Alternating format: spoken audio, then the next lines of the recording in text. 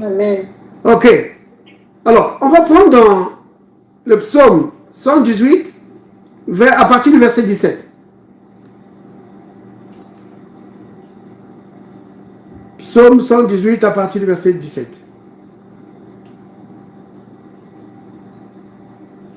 Alors, regardez ça. Je ne mourrai pas, je vivrai et je raconterai les œuvres de l'Éternel. Vous avez entendu ça? Ça, c'est une déclaration forte. Il dit, je ne vais pas mourir, je vais vivre. Mais je vais vivre pourquoi? Pour vivre ma vie comme je veux? Non! Je vais vivre pour raconter les œuvres de l'Éternel. Oui, comme quelque part dans le psaume, il est encore dit que je parlerai de ta bonté. Je dirai tout haut tes bienfaits. Tu vois? Donc ça, c'est quelqu'un qui est dans la détresse, qui est attaqué par Satan, attaqué par la maladie. Les symptômes viennent de toutes parts. Mais il n'a pas dit, je pense que je vais mourir. Non, il a dit, je ne vais pas mourir. Je ne vais pas mourir. Je vais vivre. Bien, mais vous comprenez? Tu dois apprendre à proclamer ce que tu veux et à dire non à Satan, à dire non à la maladie. Vous comprenez, bien aimé? Donc si je peux donner vraiment un titre à ça, je vais dire non. Tu dis non. Satan vient, il te dit, cette maladie ici, tu as cette maladie. Tu dis non. Je n'ai pas cette maladie. Il vient et dit qu'il va t'arriver telle affaire. Tu dis non, ça n'arrivera pas. Il vient et dit qu'il va arriver ceci dans ta famille. Tu dis non. Vous comprenez? Donc quand il a dit ici, je ne mourrai pas, je vivrai, c'était vraiment strict, net, clair. Il était en train de dire à l'ennemi que tes plans que tu as contre moi, ça ne va pas réussir. Je dis non. Niet. Nada. Vous comprenez? Bien, mais vous suivez, hein? Tu dois savoir dire non. Quand l'ennemi te vient et te dit, oh, tu vas perdre ton travail, tu dis non, ça n'arrivera pas. Comment commencer à dire, eh, maintenant qu'est-ce que je vais faire? Oh là là, qu'est-ce que je vais faire maintenant? Oh, mais il faut commencer déjà à chercher notre travail. Non! Tu entends, mon sœur Rolène? C'est un peu ce dont on parlait tout à l'heure. Tu dis non. Ça n'arrivera pas. Bien, mais vous suivez, hein?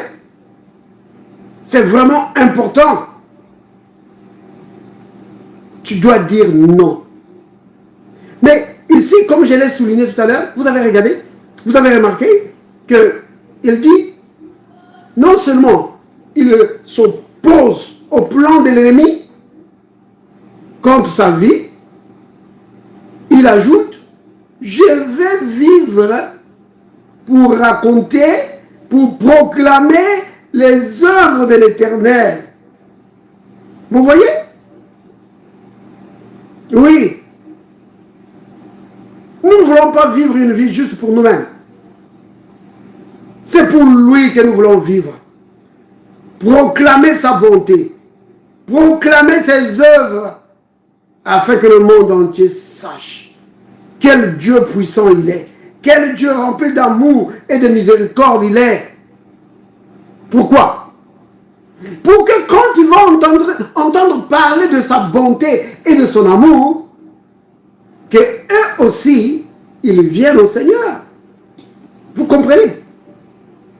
Parce que la Bible dit que la bonté de Dieu pousse à la repentance.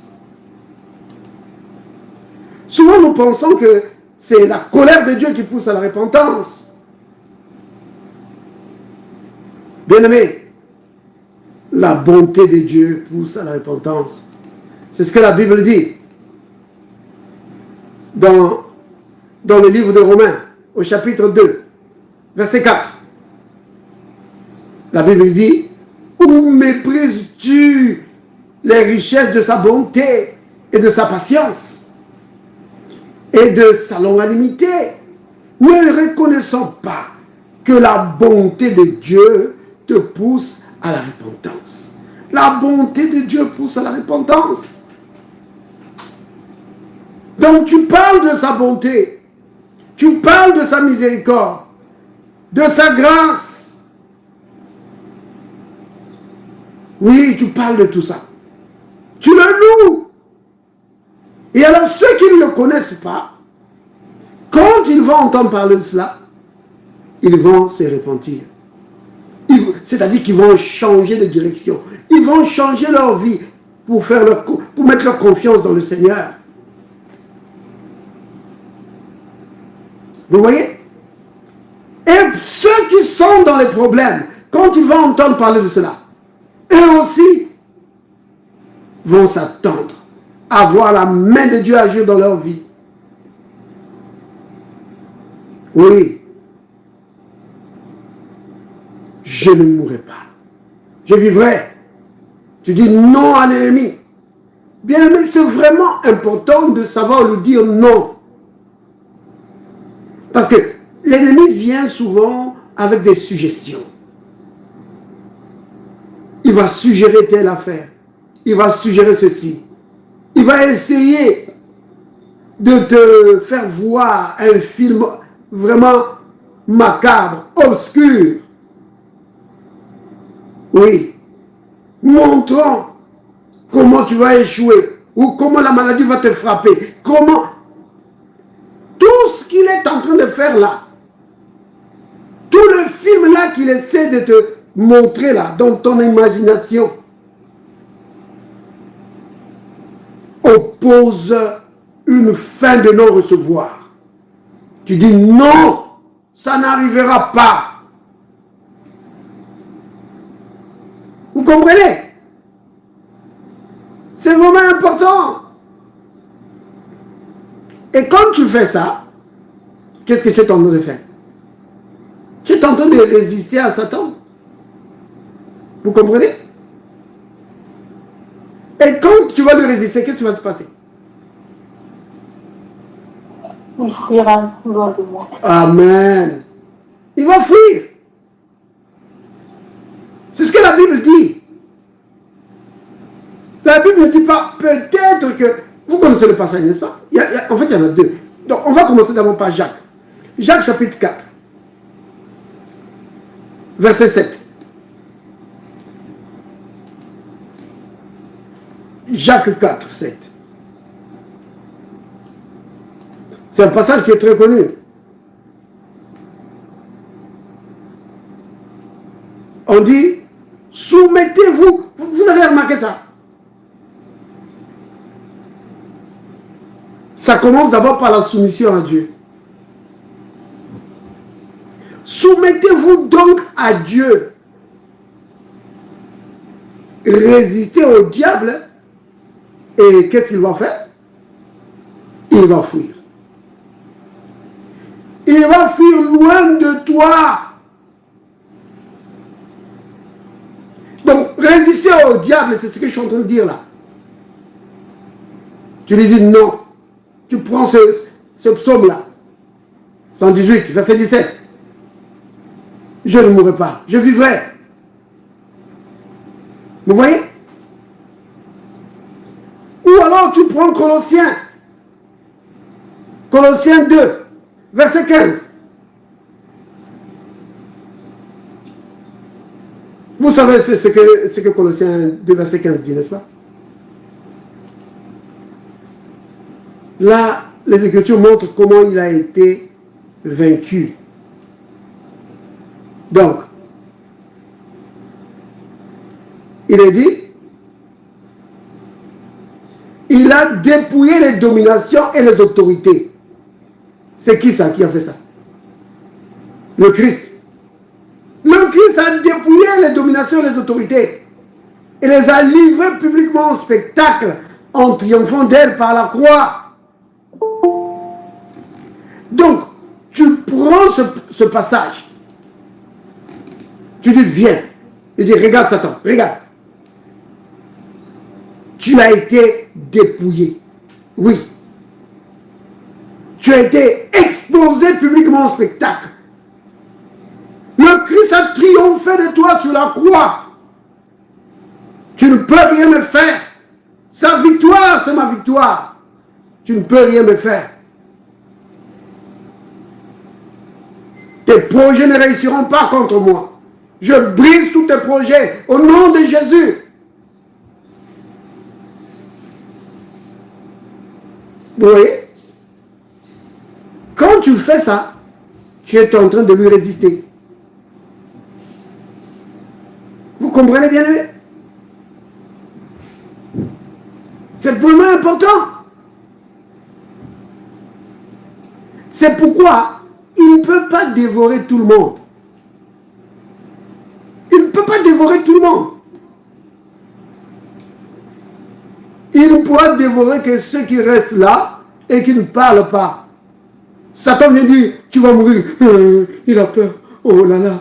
Oh mon Dieu, qu'est-ce que je vais faire? Qu'est-ce que mes enfants vont devenir? Oh, qu'est-ce que... Oh non, résiste-lui. Dis-lui, ça n'arrivera pas. Au nom de Jésus. Vous voyez? Parce que dans la Bible, donc ça c'est l'autre passage qu'on n'a pas lu à propos de résister, c'est dans 1 Pierre. Dans le livre de Pierre, au chapitre 5, regardez. C'est curieux, hein? Je crois que j'ai déjà parlé de cela, de la similitude entre Jacques 4, 7, donc ça commence 6 à 7, et 1 Pierre 5, à partir du verset 6. Parce que ici, on parle aussi de s'humilier. Donc, dans Jacques, on dit, soumettez-vous donc à Dieu. Qu'est-ce que c'est soumettre? C'est s'humilier, s'abaisser. Donc, l'apôtre Pierre ici, l'expression qu'il utilise, c'est humiliez-vous donc sous la puissante main de Dieu. Oui. Afin qu'il vous élève au temps convenable. Vous voyez? Il dit, déchargez-vous sur lui de tous vos soucis. Pourquoi? Pourquoi tu dois te décharger de tous ces soucis sur lui? Parce que lui-même est déjà occupé à prendre soin de tes soucis. Comme ça. Avant même que tu sois né, c'est lui qui était déjà occupé à ça. Sinon, tu n'allais pas venir ici sur la terre. Donc, lui est déjà occupé à prendre soin de toi avant même que tu viennes sur la terre. C'est pourquoi la Bible dit, alors, remets-lui seulement tout ce que tu as, parce qu'il le fait déjà très bien.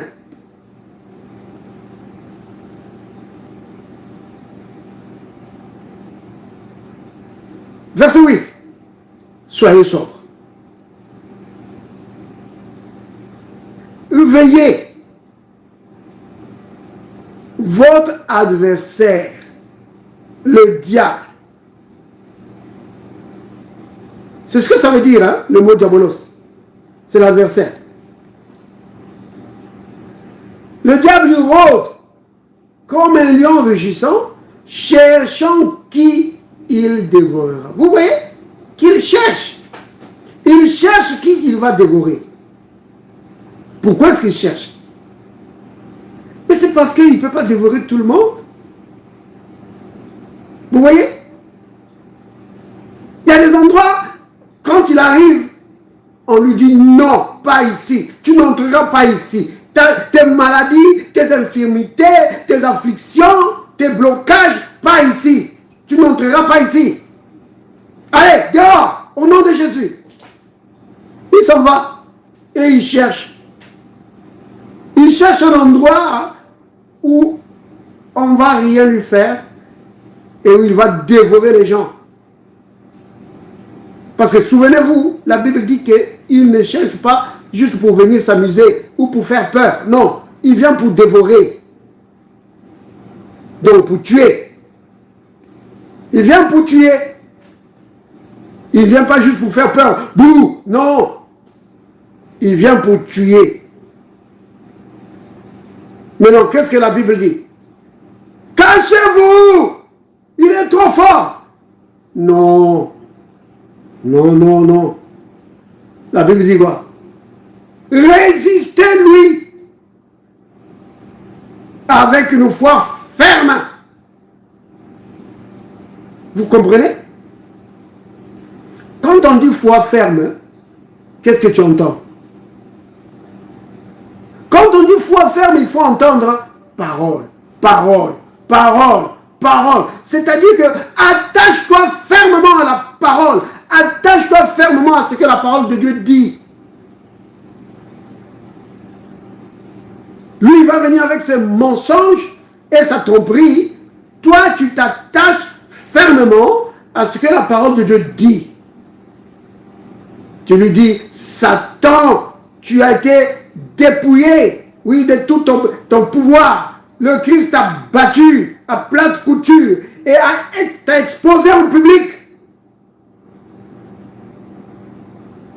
Oui, tu ne peux pas me dominer sur moi. Par l'autorité que le Christ m'a donnée. Je brise ton pouvoir. Je brise toutes tes manœuvres. Je t'ordonne d'arrêter toutes tes manœuvres. Et tout ce que tu as planté dans ma vie, je déracine. Et va-t'en. Au nom de Jésus.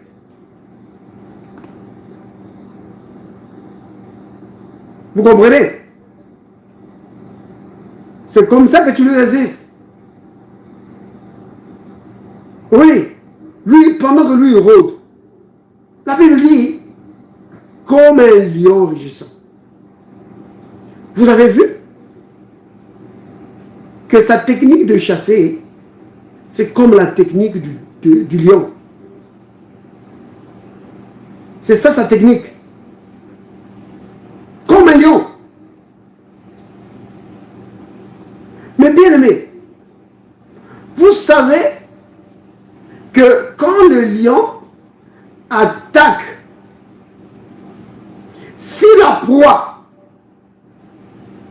ne fuit pas, mais fait face au lion, vous savez que le lion va s'arrêter. Hein? Quand il lance son attaque, et que au lieu de fuir, mais si c'est par exemple l'antilope ou je sais pas moi, un buffle ou je sais pas quoi, s'il s'arrête et fait face au lion, le lion s'arrête net. Pourquoi? Pourquoi il s'arrête? Parce qu'il sait que l'antilope a des cornes. Et si ces cornes-là le transpercent, c'est la fin. Ah oui? Et souvent, l'erreur que les animaux font, enfin les proies, disons les proies d'une manière générale, c'est que quand le lion lance l'attaque, les proies ne se défendent pas.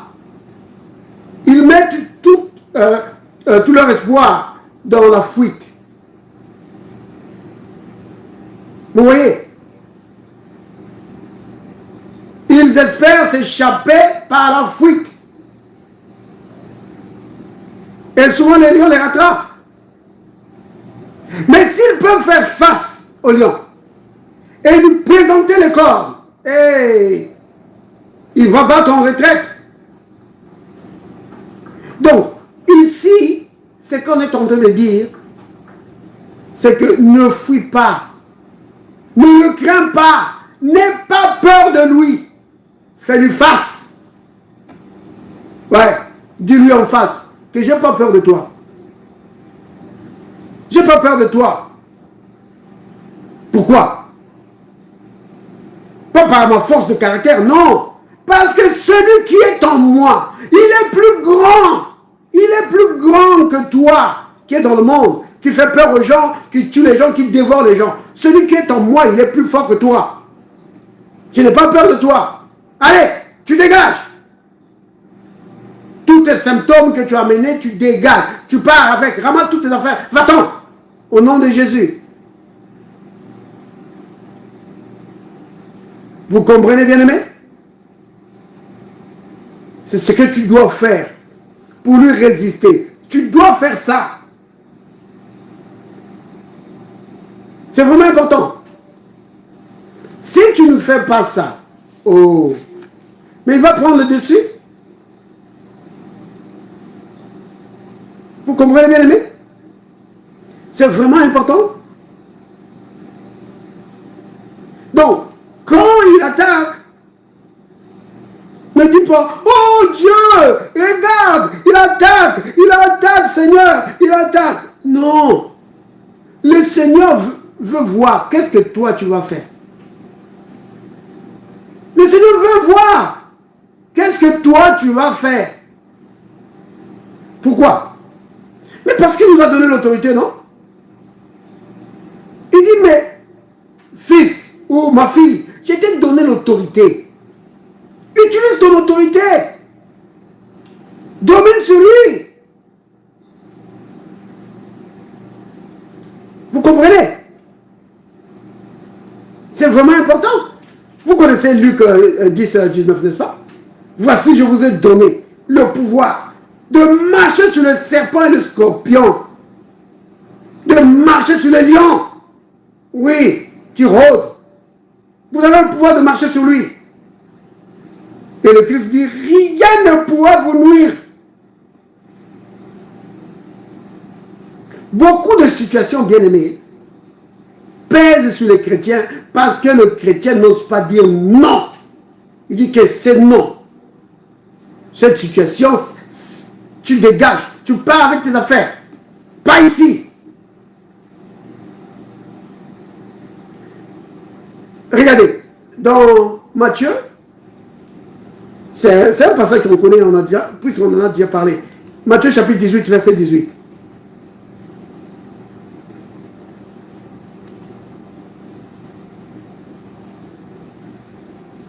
Regardez. Le Christ dit, je vous le dis en vérité. Maintenant, vous avez vu ça? Cette façon de parler du Christ, quand il le dit en vérité. Pourquoi est-ce qu'il dit en vérité? Parce que quand le Christ parle, c'est toujours la vérité. Mais pourquoi ici, il dit en vérité? Il y a des moments où, pour parler, il devait dire en vérité, je vous le dis. Pourquoi? C'est parce que ce qu'il va dire, c'est tellement énorme, c'est tellement grand, que certains vont dire, oh, est-ce que c'est vraiment vrai ça? Alors le Christ, avant de l'énoncer, il va dire, ce que je vais vous dire, c'est vraiment la vérité. Vous pouvez penser que j'exagère, et pourtant c'est la vérité. Que tout ce que vous allez lier, pas moi, mais vous, c'est que toi mon frère, c'est que toi ma soeur, tu vas lier ici sur la terre. Au ciel aussi, on va lier ça. Vous vous rendez ça, compte de ça, bien aimé? Ce n'est pas que ce qu'on va lier au ciel et puis toi tu vas... Non, c'est que toi, tu vas dire de ta bouche. Bien aimé, lier ici, c'est fermer, ce n'est pas permettre. Vous comprenez? Oui, Donc c'est faire une opposition, comme le psaume 118, verset 17 qu'on a lu. Je ne mourrai pas, je vivrai. C'est terminé. Là, tu viens de bloquer ça. Tu dis, ça ne va pas se faire. Alors, puisque toi, tu viens de fermer, alors au ciel aussi, on ferme. Puisque toi, tu viens de lier, au ciel aussi, on lie. Puisque toi, tu viens d'interdire, parce que ça veut dire aussi interdire. Oui. Quand Satan veut venir là, tu dis, sens interdit. Fini. Allez, demi-tour. C'est comme ça. Maintenant, bien aimé, vous avez remarqué, on dit quand tu lis, au ciel aussi, on lit. Et tout ce que tu vas délier, c'est-à-dire permettre, sur la terre, au ciel aussi, on va délier, on va permettre. Le ciel ici, c'est vraiment tout ce qui représente le gouvernement de Dieu. Son armée, l'armée céleste. Les moyens divins qui sont en œuvre pour accomplir le plan de Dieu sur la terre. Oui. Quand toi tu dis, c'est non. Les moyens divins sont mis à la disposition de ce que toi tu as dit, pour que cela ne se fasse pas. Les anges de Dieu vont être lâchés, mis en œuvre. Oui. Pour dire que vous n'allez pas faire ça. Pourquoi? Parce que toi tu l'as dit. Oh là là. Oh, le privilège des enfants de Dieu. Le privilège des enfants de Dieu. Oui. Oh là là. L'autorité des enfants de Dieu. Et Dieu met ses moyens en œuvre pour accomplir ce que toi tu as dit. Tu as dit que ça ne se fera pas. Et Dieu va faire que ça ne se fasse pas. Quand toi tu vas dire que c'est comme ça que ça va se faire. Et Dieu va mettre ses moyens pour que ça se fasse comme tu as dit. Oui, oui. Vous comprenez? C'est pourquoi le psalmiste dit, je ne mourrai pas, je vivrai. Et je vais vivre pourquoi? Pour témoigner de la bonté de Dieu, de son amour, de sa grâce, de sa miséricorde. Alléluia. Béni soit le nom du Seigneur. Bien aimé, vous comprenez? C'est cela. Tu dois apprendre à dire non à l'ennemi. Oui. Ne dis pas seulement, oh, je vais attendre que ça passe. Oh, ça finira par passer. Non. Tu dis, allez, dehors. Alléluia. Ça, c'est l'autorité des enfants de Dieu. Souvent, nous attendons que Dieu fasse quelque chose, alors que Dieu attend que nous puissions faire quelque chose. Alors, bien aimé, nous allons dire ensemble, Père, merci d'avoir fait de moi ton enfant. Père, merci d'avoir fait de moi ton enfant. Tu as fait de moi ton enfant. Quel privilège! Quel Quel privilège. privilège. Merci pour l'autorité que tu m'as donnée. Merci pour l'autorité que tu m'as donnée. Donné. Dans le puissant nom de Jésus, Dans le puissant nom de Jésus, je brise tous les programmes de l'ennemi contre moi. je brise tous les programmes de l'ennemi contre moi. Et je proclame la bénédiction, le succès dans le nom de Jésus. Et je proclame la bénédiction, le succès dans le nom de Jésus. Amen. Amen. Alléluia. Soyez bénis, bien-aimés.